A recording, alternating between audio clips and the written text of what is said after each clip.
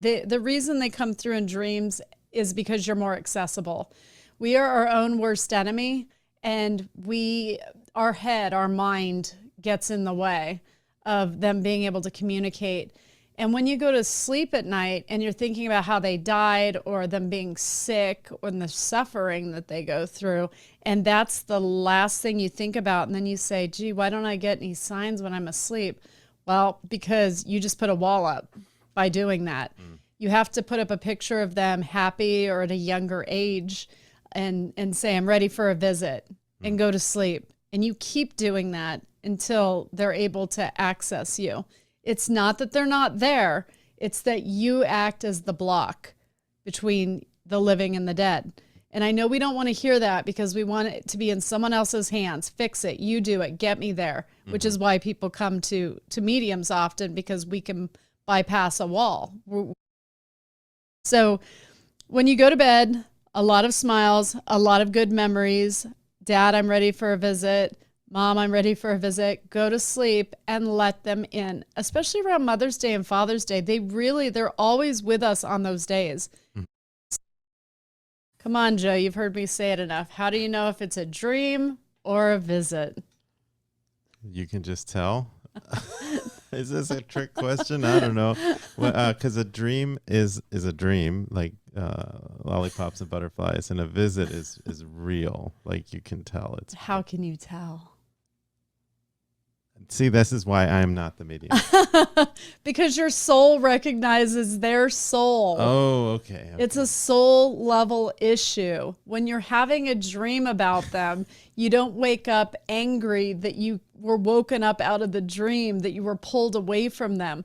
When you wake up and all you want to do is go back to sleep to be with them again because they were holding your hand or giving you a kiss, or they were just there, and it hurts to be awake. It hurts and you want to go back to sleep. You were just there and you know you were just there. It's like Somewhere in Time and the penny, and he's holding the penny and he's like trying to go back, come back to me. So that telling you as a medium,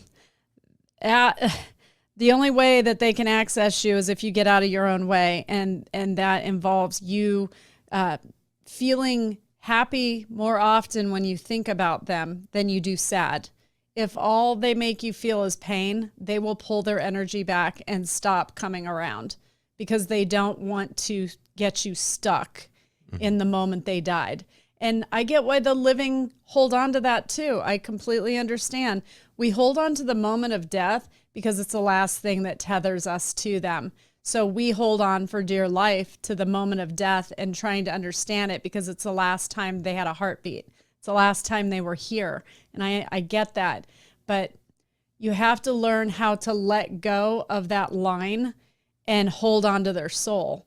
Because once you make the soul connection with them, holding on to the death will seem silly to you. I get this message in readings all the time where they'll say, tell her that she's not only not alone, we're always there when she thinks of us, or when she's talking about us, it pulls them to us. It's like placing a phone call to them. They know they're needed by you, so they're immediately by your side. So people always say, how do I know when they're there? They're there when you want them there. They're emotionally tied to us willingly. They're not about their funeral or the death or the people, the family, how they treated you at the funeral, that sort of thing. When you do that, it blocks them and it makes it really hard to communicate. So you have to be thinking of the good times, the laughter, the promises to be together, the road trips you took, the kiss, the hand, how their hand felt, all of that. And when you go to bed, tell them, say, I'm ready for a visit. And go to sleep with a smile on your face. If you can get your energy in your head in that mindset, that's key in being able to communicate with them in your sleep and dream.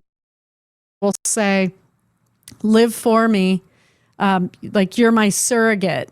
No different than if a mother was pregnant with the child still. Be my surrogate. I want to travel. I want to go do the things I didn't get to do while I was alive, and I want to experience it through you. So parents can still live these moments where their children can smell the crisp air, in Italy by the ocean, or eat, when you eat the gelato, they can sample that taste if they want to. They can hear the music. And so they do live vicariously through us still. And they love it when we bring a picture of them with us and prop it up while we're experiencing some of these moments in life. And then when we die, they show us all the times that they were standing next to us when we were traveling for them or doing something in their honor. So parents can still live these moments where their children can smell the crisp air, in Italy by the ocean, or eat, when you eat the gelato, they can sample that taste if they want to. They can hear the music. And so they do live vicariously through us still.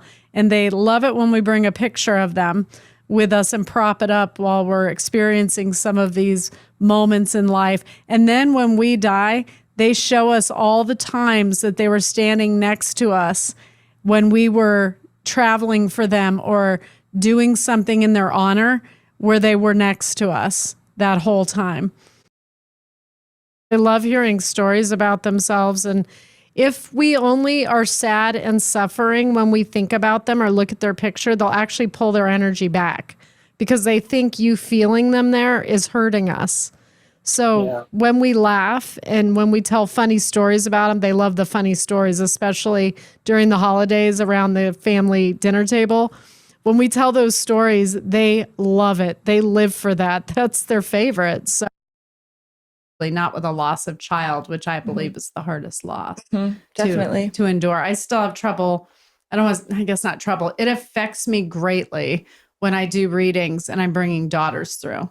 Because I have 3 daughters, as you are one of. Yes. And it's personal. It feels personal. And I always end up going over on their readings. And Dad's like, you gotta stop going over on the readings so much. We've had some where they're my age. Yeah, like it was a 24-year-old daughter and they were best friends. And that it does hit you really hard, which I get. Yeah, I get why that's tough. It's actually not.